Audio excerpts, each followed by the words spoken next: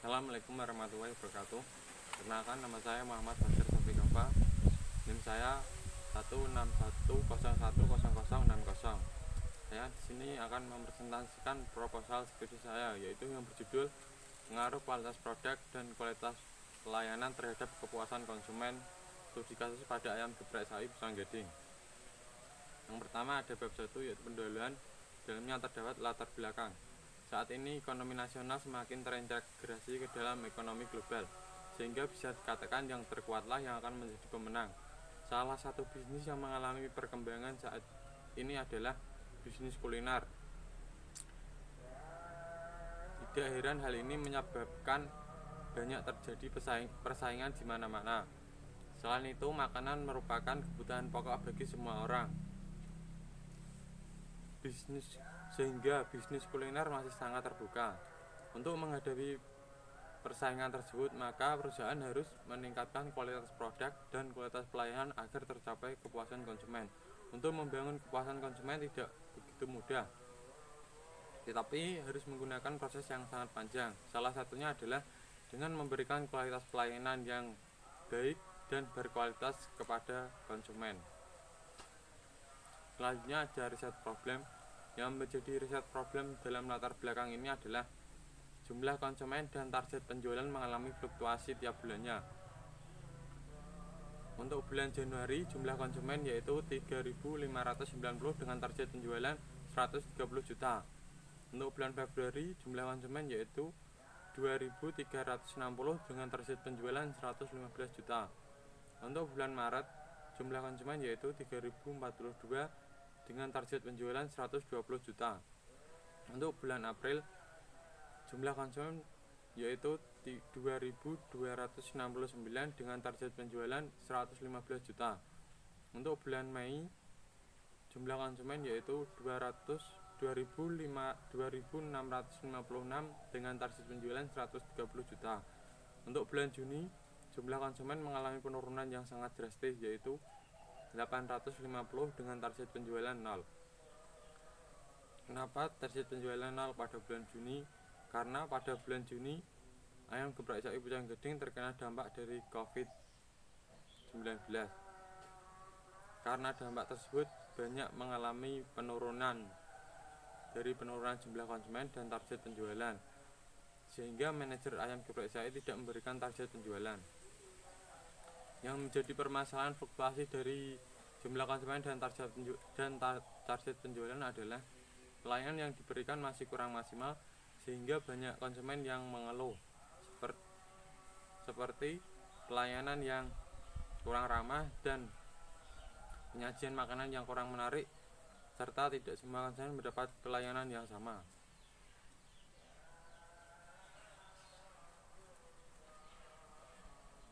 Untuk mengatasi problem fluktuasi tersebut, maka perusahaan harus memberikan soft skill kepada karyawan mengenai pelayanan yang prima dan berkualitas. Selanjutnya ada riset gap. Riset gap dalam latar belakang ini digunakan untuk sebagai memperkuat latar belakang dalam penelitian. Dalam riset gap ini terdapat dua, yaitu yang pertama ada riset gap kualitas produk terhadap kepuasan konsumen, dan yang kedua ada riset gap kualitas pelayanan terhadap kepuasan konsumen. Untuk yang pertama, riset gap yang pertama terdapat dua pengaruh yang berbeda, yaitu antara pengaruh positif dan pengaruh negatif. Hasil penelitian dari Fauzan Arif Kiabil pada tahun 2018 menyatakan terdapat pengaruh positif antara kualitas produk terhadap kepuasan konsumen. Untuk pengaruh yang negatif, yaitu penelitian yang dilakukan oleh Gerardo Johannes Rontonuwu dan kawan-kawan pada tahun 2014 menyatakan tidak terdapat pengaruh antara kualitas produk terhadap kepuasan konsumen. Untuk riset gap yang selanjutnya ada riset gap kualitas pelayanan terhadap kepuasan konsumen. Di dalam riset gap ini juga terdapat dua pengaruh yang berbeda, yaitu pengaruh positif dan pengaruh negatif. Untuk pengaruh positif, hasil penelitian dari Fauzan Arif Kiabil pada tahun 2018 menyatakan terdapat pengaruh positif antara kualitas pelayanan terhadap kepuasan konsumen. Untuk pengaruh yang negatif, yaitu hasil penelitian dari Jessica Kristanto pada tahun 2018 menyatakan tidak terdapat pengaruh kualitas pelayanan terhadap kepuasan konsumen. Selanjutnya ada rumusan masalah. Dalam penelitian ini terdapat 3 rumusan masalah, yaitu yang pertama, apakah ada pengaruh kualitas produk terhadap kepuasan konsumen pada ayam geprek sapi pucang gading? Dan yang kedua, apakah ada pengaruh kualitas pelayanan terhadap kepuasan konsumen pada ayam geprek sapi pucang gading? Dan yang ketiga, apakah kualitas produk dan kualitas pelayanan berpengaruh secara simultan terhadap kepuasan konsumen pada ayam geprek sapi pucang gading? Selanjutnya ada bab 2, yaitu tinjauan pustaka. Di dalam tinjauan pustaka terdapat variabel. Yang pertama, variabel kepuasan konsumen. Menurut Kotler dan Armstrong pada tahun 2002, kepuasan konsumen adalah sejauh mana anggapan kinerja produk memenuhi harapan pelanggan. Jika kinerja produk lebih tinggi dibanding dengan harapan, maka konsumen akan puas. Ataupun sebaliknya, jika harapan lebih tinggi dibanding kinerja produk, maka konsumen itu akan puas. Selanjutnya ada indikator dari kepuasan konsumen, yaitu menurut Christian Heri Nugroho pada tahun 2016 terdapat 5 indikator dari kepuasan konsumen. Yang pertama ada rasa yang enak, yakni menyangkut penilaian konsumen terhadap cita rasa produk yang ditawarkan kepada konsumen. Yang kedua ada pelayanan yang ramah, yaitu menyangkut keramahan dalam menjalin komunikasi yang baik untuk menyediakan pelayanan yang prima, serta sikap hormat dan empati yang ditunjukkan pelayan kepada konsumen. Dan yang ketiga ada rentang waktu antara pemesan dan penyaji, yaitu seberapa cepat pelayan dalam menyajikan makanan yang dipesan, dan seberapa cepat produk diperbaiki, dan serta seberapa cepat informasi atau jasa diberikan. Dan selanjutnya ada tempat yang nyaman, yaitu suatu yang diberikan oleh perusahaan yang dinyatakan dalam bentuk dari kebersihan ruangan, keindahan pada interior, dan tidak ada gangguan pada tubuh akan membuat perasaan yang nyaman. Yang kelima ada fasilitas yang didapat, sesuatu yang sengaja diberikan oleh perusahaan untuk dipakai serta dinikmati oleh konsumen yang bertujuan untuk memberikan tingkat kepuasan yang maksimal. Yang selanjutnya ada variabel kualitas produk. Menurut Kotler dan Armstrong pada tahun 2008, kualitas produk yaitu karakteristik produk atau jasa yang bergantung pada kemampuannya untuk memuaskan kebutuhan konsumen yang dinyatakan atau diimplikasikan. Yang selanjutnya ada indikator dari kualitas produk. Menurut Christian Heri Nugroho pada tahun 2016 menyatakan terdapat 5, yaitu yang pertama ada menu yang enak, yaitu menggambarkan jumlah menu item yang berbeda yang ditawarkan restoran kepada konsumen. Dan yang kedua ada penyajian yang menarik, yaitu merupakan suatu cara menyuguhkan makanan yang disesuaikan dengan permainan warna yang disusun secara menarik agar dapat menambah nafsu makan. Dan yang ketiga ada freshnya makanan, yaitu kesegaran produk yang disediakan perusahaan, produk yang disediakan dalam kondisi baru dan masih segar. Dan yang keempat ada tingkat masakan, yaitu tingkat masakan pada makanan itu berbeda tergantung makanan apa yang akan dimasak, dan tingkat masakan akan mempengaruhi tekstur dari makanan. Dan yang kelima ada kualitas bahan baku, yaitu bahan yang digunakan dalam proses produksi yaitu tidak mengandung bahan pengawet dan memiliki bahan kualitas yang baik. Selanjutnya ada variabel kualitas pelayanan. Menurut Fandi Ciptono pada tahun 2012, kualitas pelayanan adalah usaha perusahaan untuk memenuhi harapan pelanggan melalui jasa yang diiringi dengan produk yang ditawarkan dengan tujuan menciptakan kepuasan konsumen. Selanjutnya ada indikator dari kualitas pelayanan, yaitu menurut Ciptono pada tahun 2008 terdapat 5 indikator dari kualitas pelayanan, yaitu yang pertama ada bukti fisik, meliputi penampilan fisik seperti gedung dan tata letak ruangan. Dan yang kedua ada empati, perhatian secara individual yang diberikan perusahaan kepada konsumen. Yang ketiga daya tanggap, ketersediaan karyawan dalam membantu konsumen dan memberikan pelayanan yang cepat dan tanggap. Dan yang keempat ada reliable, yaitu kemampuan untuk memberikan pelayanan yang sesuai dengan apa yang dijanjikan. Dan yang kelima ada jaminan, yaitu kemampuan dalam memberikan keamanan dan kenyamanan serta kemampuan untuk menanamkan kepercayaan terhadap konsumen, terhadap perusahaan. Selanjutnya ada kerangka pemikiran. Penelitian ini menganalisis pengaruh kualitas produk dan kualitas pelayanan terhadap kepuasan konsumen. Di dalam kerangka pemikiran ini terdapat dua variabel bebas dan satu variabel terikat. Dua variabel bebas yaitu kualitas produk dan kualitas pelayanan. Untuk variabel terikat yaitu kepuasan konsumen.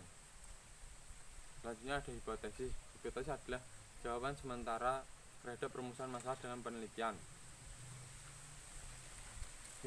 Hipotesis yang akan diajukan dalam penelitian ini yaitu yang pertama H1, yaitu kualitas produk berpengaruh positif dan signifikan terhadap kepuasan konsumen pada ayam geprek sapi bujang gading. Dan yang H2 yaitu kualitas pelayanan berpengaruh positif dan signifikan terhadap kepuasan konsumen pada ayam geprek sapi bujang gading. Dan yang ketiga H3 yaitu kualitas produk dan kualitas pelayanan secara simultan berpengaruh positif dan signifikan terhadap kepuasan konsumen pada ayam geprek sapi bujang gading. Selanjutnya ada bab 3 yaitu metode penelitian. Dalam metode penelitian yang pertama ada variabel penelitian. Variabel penelitian yaitu objek penelitian atau apa yang menjadi titik perhatian dalam suatu penelitian. Selanjutnya ada populasi dan sampel. Populasi adalah wilayah generalisasi yang terdiri dari objek atau subjek peneliti yang mempunyai kuantitas dan karakteristik tertentu yang telah ditetapkan oleh peneliti. Populasi dalam penelitian ini yaitu konsumen yang pernah membeli di ayam geprek sapi bujang gading. Sampel yaitu adalah bagian jumlah dan karakteristik yang ada di dalam populasi. Jenis sampel yang digunakan dalam penelitian ini yaitu non-probability sampling, yaitu tidak memberikan peluang atau kesempatan yang sama bagi setiap unsur anggota populasi yang untuk dijadikan sampel dalam penelitian. Jenis non-probability sampling yang digunakan yaitu purposive sampling, yaitu teknik penentuan sampel dengan pertimbangan dan karakteristik tertentu. Pada penelitian ini jumlah populasi tidak ketahui sehingga saya menggunakan rumus dari Lemeshow. Dan dari hasil perhitungan tersebut maka didapatkan sebanyak 100 responden.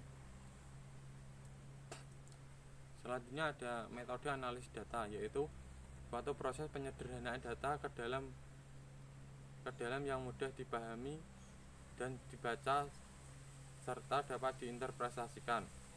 Dalam metode ini terdapat dua uji, yaitu uji validitas dan yang kedua ada uji reliabilitas. Untuk uji validitas yaitu suatu uji yang digunakan untuk menguji apakah kuesioner tersebut valid atau tidak, yaitu dengan membandingkan nilai R tabel dengan nilai R hitung. Jika nilai R hitung lebih besar dibanding nilai R tabel, maka variabel tersebut valid. Selanjutnya ada uji reliabilitas, yaitu suatu uji yang digunakan untuk mengukur keakuratan kuesioner dari indikator dalam variabel, yaitu dengan menggunakan jika nilai koefisiensi alfa lebih besar dibanding dengan signifikansi 60% atau 0,6, maka dapat dikatakan kuesioner tersebut reliable. Selanjutnya ada uji asumsi klasik, yaitu uji asumsi klasik digunakan untuk mengetahui ketepatan sebuah data. Di dalam uji asumsi klasik terdapat 3 uji, yaitu yang pertama uji normalitas, uji multikoliniaritas, dan uji heterodastisitas. Untuk uji normalitas yaitu suatu uji yang digunakan untuk mengukur kenormalan distribusi antar kedua suatu uji yang digunakan untuk mengukur kenormalan distribusi kedua variabel, yaitu dengan menggunakan normal probability plot, yaitu jika titik-titik menyebar mengikuti garis diagonal grafik, maka dapat dikatakan model tersebut terdistribusi secara normal.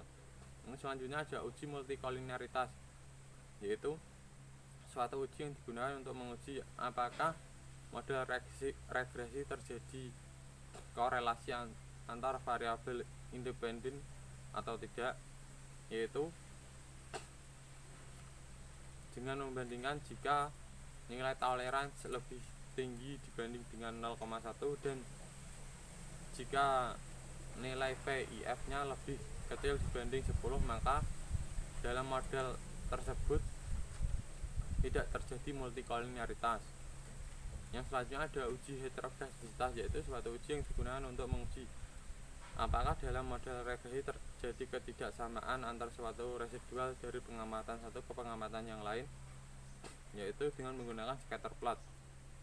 Jika titik menyebar di atas ataupun di bawah atau di bawah angka 0 dari sumbu Y dan tidak membentuk pola tertentu, maka dapat dikatakan model tersebut tidak terjadi problem heterogenisitas. Model yang baik untuk digunakan penelitian yaitu tidak terjadi heterogenisitas. Yang selanjutnya ada analisis regresi berganda, yaitu analisis yang digunakan untuk mengetahui pengaruh besarnya antar variabel independen terhadap variabel dependen. Dalam analisis regresi linear berganda terdapat uji hipotesis, yaitu uji hipotesis digunakan untuk membuktikan atau memperjelas tujuan semula, apakah ada pengaruh antara variabel bebas terhadap variabel terikat. Dalam uji hipotesis terdapat dua uji, yaitu uji parsial atau uji T, yang kedua ada uji F. Uji T yaitu suatu uji yang digunakan untuk mengetahui signifikansi pengaruh antar variabel independen terhadap variabel dependen secara parsial atau secara individual. Yang selanjutnya ada uji F, yaitu suatu uji yang digunakan untuk menguji pengaruh antara variabel independen terhadap variabel dependen secara simultan atau secara bersama-sama. Selanjutnya ada koefisien determinasi atau R2. Koefisien determinasi digunakan untuk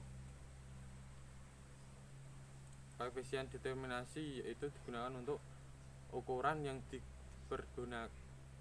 yang dapat dipergunakan untuk mengetahui besarnya pengaruh antara variabel bebas terhadap variabel terikat, yaitu dengan menggunakan jika koefisien determinasi sama dengan 0, maka variabel bebas tidak berpengaruh terhadap variabel terikat atau 0%. Ataupun sebaliknya, jika koefisien determinasi sama dengan 1, maka dapat dikatakan variabel terikat dipengaruhi 100% oleh variabel bebas. Sekian presentasi dari saya. Mohon maaf apabila ada kesalahan kata ataupun yang lainnya. Terima kasih. Wabillahi taufiq wal hidayah. Wassalamualaikum warahmatullahi wabarakatuh.